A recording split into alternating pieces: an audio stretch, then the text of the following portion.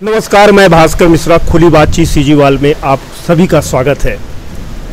हमेशा की तरह आज हम प्रदेश के शख्सियतों से मुलाकात की श्रेणी में आज हमारे साथ है अटल श्रीवास्तव। अटल श्रीवास्तव बिलासपुर की उन शख्सियतों में गिनती होती है जो अपने अटल दृढ़ विश्वास के लिए जाने जाते हैं।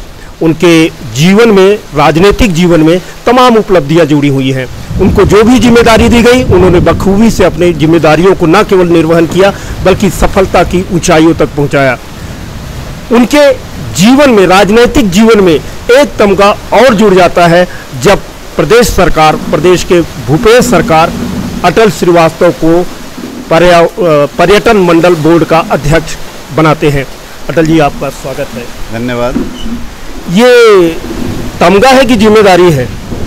देखिए, मुख्यमंत्री जी, हमारे प्रदेश के मुख्यमंत्री जी हमेशा जिम्मेदारियां देते हैं, तमगा नहीं देते हैं। वो खुद जमीन से जुड़े हुए हैं, वो खुद जिम्मेदारियों का निर्वहन करते हैं, इसलिए वो जिम्मेदारियां बांटते हैं ताकि जिम्मेदारियां पूरी हो। ये जानते हुए कि छत्तीसगढ़ में अच्छा एटमॉस्फेयर है, अच्छा वातावरण है, पर्यटन की अपार संभावनाएं हैं। पिछले 50-60 साल से छत्तीसगढ़ में वह स्थान पर्यटन को नहीं मिला जो मिलना चाहिए था। अब ये आपके सामने एक बहुत बड़ी चुनौती है, इसे किस रूप में ले रहे हैं? देखिए, छत्तीसगढ़ में पर्यटन की असीम संभावनाएं हैं और छत्तीसगढ़ राज्य बने आज 21 साल हो गए हैं। पिछले 15 सालों में भारतीय जनता पार्टी की सरकार रही, पर छत्तीसगढ़ में पर्यटन को जिस तरीके से विकसित किया जाना चाहिए था वैसा विकास नहीं हो पाया है। और मेरा ऐसा मानना है कि असीम संभावनाओं को देखते हुए छत्तीसगढ़ का 35% जो क्षेत्र है वो वनांचित है, वन अंचल से घिरा हुआ है। हमारे यहाँ बहुत बड़े बड़े डैम हैं, हमारे यहाँ वाइल्ड लाइफ है।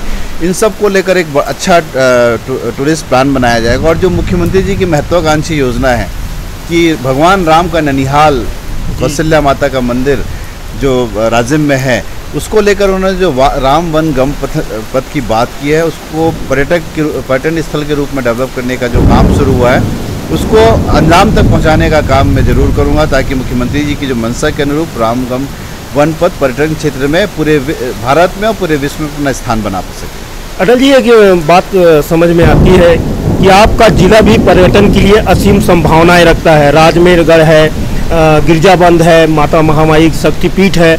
इसके लिए कुछ क्या नया करेंगे आप? क्या कुछ तो आपके पास एक प्लान तो होगा ही। देखिए, बिलासपुर जिला, पुराना जिला भी अपने आप में पर्यटन के क्षेत्र में बहुत संभावनाएं रखता है। हमारे पास अचानक मार्ग टाइगर रिजर्व जैसा बहुत अच्छा फॉरेस्ट है जहां पर बहुत वाइल्ड लाइफ है, फ्लोरा फौना दोनों बने हुए हैं। महामाया का बहुत ही प्राचीन मंदिर यहाँ पर स्थापित है। यहाँ गिरजाबंद है। यहाँ पर ताला की मूर्ति जो कि विश्व प्रसिद्ध है कि ऐसी मूर्ति जहाँ पर तांत्रिक विद्याएं होती थी वो मूर्ति ताला पर पाई गई है। हमारे पास खूटा घाट और घोघा जैसे बड़े 2 डैम हैं जिस पर वाटर स्पोर्ट्स से बहुत सारी चीज़ें की जा सकती है। पेंड्रा में राजमेरगढ़ जो हमारे अमरकंटक के बराबर की पहाड़ी पर स्थित है, एक बहुत बड़ा पठार, उस क्षेत्र को विकसित किया जाता है। मेरा ऐसा मानना है कि बिलासपुर में बहुत असीम संभावना है और आने वाले समय में बिलासपुर, रतनपुर, मल्हार जैसी जगहों को विकसित किया जाएगा और बहुत अच्छा काम किया जाएगा। एक चीज़ को हम लोग लगातार भूलते जा रहे हैं कि रतनपुर को पुरानी राजधानी कहा जाता है। कुछ किले के अवशेष अभी भी हैं। क्या उस संरक्षण की तरफ आपका और आपके सरकार का ध्यान जाएगा?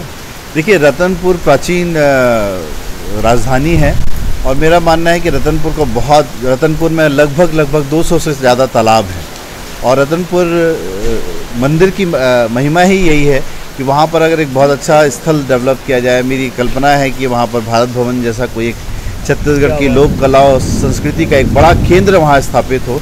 इस बारे में आने वाले समय में मुख्यमंत्री जी से हम लोग अनुरोध करेंगे कि रतनपुर की राजधानी में कोई ऐसा केंद्र विकसित किया जाए जो पूरे भारत में उसका नाम हो। चर्चा के दौरान एक बात सामने आई, राजमेरगढ़ को जाने का अवसर मिला है और इतनी बड़ी ऊंचाई है कि उसे हम तुलना पचमढ़ी से कर सकते हैं। लेकिन यदि आप जब पेंड्रा, गौरेला, मरवाही को डेवलपमेंट की बात करते हैं तो इंफ्रास्ट्रक्चर, यहाँ से पहुँच मार्ग बड़ी खस्ता हालत है। उसके लिए आप क्या सरकार से अगर पर्यटन को बढ़ावा देते हैं तो इंफ्रास्ट्रक्चर की तरफ कैसे ध्यान देंगे? देखिए, छत्तीसगढ़ में टूरिज्म पे काम नहीं हुआ, जो भी काम हुआ वो पैसे की बर्बादी हुई है। पर अब आप एकदम सुनिश्चित रहें कि राजमेरगढ़ जो अमरकंटक के बराबर की पहाड़ी पर स्थित है, जहाँ पर लगभग 1 से 1.5 किलोमीटर का पठार है, उस क्षेत्र को छत्तीसगढ़ ही नहीं बाहर के पर्यटकों के लिए भी बहुत अच्छे से विकसित किया जाएगा, उसका पहुंच मार्ग बनाया जाएगा। हमारी जो छत्तीसगढ़ टूरिज़्म की जो वेबसाइट है उस पर इतनी अच्छी सुविधाएं होंगी कि लोग केवल वेबसाइट पर जाकर यह बुकिंग कर सकते हैं, वहाँ रुकने की अच्छी व्यवस्था, खाने की अच्छी व्यवस्थाएं हो सकती हैं। आप मान के चलिए कि हम इस पूरे छत्तीसगढ़ को 3-4 सर्किट्स में बांटेंगे, जैसे नॉर्थ छत्तीसगढ़, साउथ छत्तीसगढ़ जो बस्तर का इलाका है, ईस्ट छत्तीसगढ़ जो कि हमारा सरायपाली और इस तरीके का इलाका, और वेस्ट छत्तीसगढ़ जो कि पेंड्रा, गौरेला और जो मध्य प्रदेश से लगेगा क्षेत्र, इन सबको जोड़कर एक सर्किट तैयार किया जाएगा जिसमें आगे काम होगा। राजस्व का कुछ फायदा होते इसमें दिखाई देगा? अभी तक जितने भी हमारे संस्थाएं बनी हैं वहाँ पर ऐसा माना जा रहा है कि राजस्व नहीं आता है। राजस्व बढ़ाने के लिए हमको टूरिस्ट पर्यटकों के हिसाब से एक सोच बदलनी पड़ेगी कि हम कितने ज़्यादा पर्यटकों को अपने यहाँ रुकवा सकते हैं, वो वहाँ स्टे करें और घूमें। जब पर्यटक बढ़ेंगे तो अपने आप राजस्व बढ़ेगा, और राजस्व बढ़ेगा तो छत्तीसगढ़ का टूरिज्म अपने आप आगे बढ़ेगा। सवाल अब थोड़ा व्यक्तिगत होता जा रहा है, एक इंजीनियर नेता कैसे बन गया?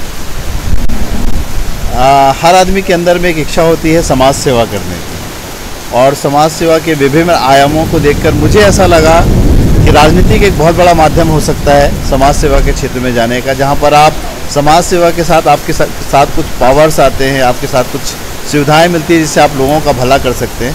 तो एक बहुत बड़ा कारण ये था कि राजनीति में आने का कारण कि एक समाज सेवा के क्षेत्र में काम कर सकते हैं। सवाल एक और उठता है कि मैंने आपको झंडा उठाते देखा, बहुत नीचे से देखा, यहाँ तक कि हर पहली लाठी को आपको खाते भी देखा, पार्टी के लिए जूझते देखा, और यहाँ तक कि पार्टी के लिए झोली फैलाते भी देखा।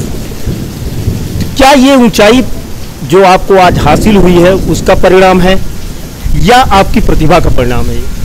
देखिए, प्रतिभाएं सब में होती है, प्रतिभा को मौका मिलने की बात होती है। मैं तो माननीय मुख्यमंत्री भूपेश बघेल जी का धन्यवाद देना चाहता हूँ कि प्रदेश अध्यक्ष बनने के साथ, क्योंकि मैं उनके साथ पिछले लगभग 15-20 सालों से काम कर रहा हूँ, उन्होंने हमारी क्षमताओं को पहचाना, जाना और हमें काम करने का मौका दिया।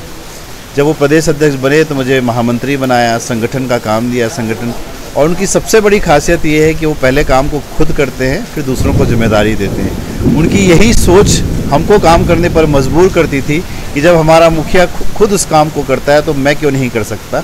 और आज उसी सोच का नतीजा है, अगर आज हम यहाँ तक पहुँचे, आज उन्होंने नई जिम्मेदारी दी है, उनके मन में कहीं एक विश्वास है कि जो जिम्मेदारी वो देते हैं, हम लोग की पूरी कोशिश होती है कि उन जिम्मेदारियों का निर्वहन करें। वैसे आपके पास समय का हमेशा अभाव रहा है, अब तो बहुत ही हो गया है। ऐसी स्थिति में अब आपका रायपुर ज़्यादा बैठना होगा, अपने कार्यकर्ताओं का कैसा ध्यान रखेंगे?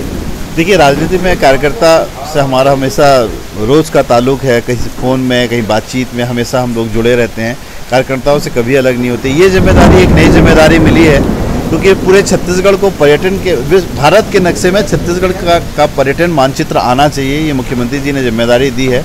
और मैं इन 2.5 सालों में पूरी कोशिश होगी कि भारत के पर्यटन मानचित्र में छत्तीसगढ़ का स्थान बने। यह जानते हुए भी कि आपके यहाँ बड़ा कोरोना काल के 2 साल बीत गए, कोष में पैसे नहीं है, तमाम काम अटके हुए हैं, विपक्ष लगातार हमला कर रहा है, आपको एक कांटों भरा ताश दिया गया है, 2.5 साल में इसको कुछ कितना करके दिखा सकते हैं? देखिए, 2.5 साल का समय जरूर कम है, पर जो हमारे पास संसाधन है, और जहाँ तक बजट की बात है, बजट हम सेल्फ बजट जनरेट भी कर सकते हैं, और मुख्यमंत्री जी इस मामले में बहुत संजीदा है। क्योंकि आप देखेंगे कि मुख्यमंत्री जी ने पर्यटन मतलब छत्तीसगढ़ की लोक कला और संस्कृति को बढ़ावा देना। तो जब छत्तीसगढ़ के मुख्यमंत्री छत्तीसगढ़ की लोक कला और संस्कृति को बढ़ावा देने का बात करते हैं, तो उसको अगर हम पर्यटन से जोड़ेंगे, पर्यटकों से जोड़ेंगे, क्योंकि आजकल पर्यटक जो है वो भी चाहते हैं कि जिस राज्य में जा रहे हैं वहाँ की लोक कला और संस्कृति से, वहाँ के खान पान से वाकिफ़ हों, तो इस काम को अच्छे से पूरा किया जाएगा। आप जिस शहर में बैठे हैं, यहाँ पर 2 डैम बन रहा है, बैराज बन रहा है, और क्या आपको लगता है उस बैराज के बाद 11-12 फीट पानी आ जाएगा, वहाँ पर भी पर्यटन की संभावनाएं देखते हैं शहरवासियों? देखिए, माननीय मुख्यमंत्री जी ने जो हमारे छत्तीसगढ़ का राज्य गीत है, अरपा पैरी की धार, उस अरपा के नाम पर ही उन्होंने, जब मुख्यमंत्री बन के आए थे तो उन्होंने घोषणा की थी कि हम अरपा को संवारेंगे। आज 2 बड़े बैराज अरपा पर बन रहे हैं, अरपा के दोनों किनारे सड़कें बन के उसका सौंदर्यीकरण किया जा रहा, ताकि नाले का गंदा पानी अरपा पर ना जाए। आने वाले 2 सालों में आप देखेंगे कि बिलासपुर जो शहर है वो पानी की कमी से मुक्त हो जाएगा। एक बहुत सुंदर जगह, एक पिकनिक स्पॉट के रूप में जगह विकसित होगी, जो पर्यावरण को भी का भी संरक्षण करेगी और नदी का भी संरक्षण करेगी। मुख्यमंत्री जी को धन्यवाद देते हैं कि उन्होंने 200 करोड़ की ऐसी परियोजना बिलासपुर को दी, जिससे आने वाले 50 सालों तक बिलासपुर उनका ऋणी रहेगा। साथियों, अभी आपने सुना एक विजन के साथ अटल श्रीवास्तव को नवपदस्थ पर्यटन मंडल बोर्ड के अध्यक्ष, एक इंजीनियर, खुद अपने आप में पर्यावरण के प्रति उनकी बड़ी संजीदगी को जब तक देखा जाता रहा है। और यह मुख्यमंत्री की पहचान थी कि उन्होंने अटल श्रीवास्तव को जिम्मेदारी दी और बड़ी व्यापक जिम्मेदारी दी। अटल श्रीवास्तव हमेशा दृढ़ इच्छा शक्ति के प्रतीक रहे हैं। कितने अटल रहते हैं अपने इन वादों पर, यह तो समय ही बताएगा। सीजीवाल के लिए मैं भास्कर मिश्र और अटल श्रीवास्तव जी को बधाई भी देता हूँ। धन्यवाद।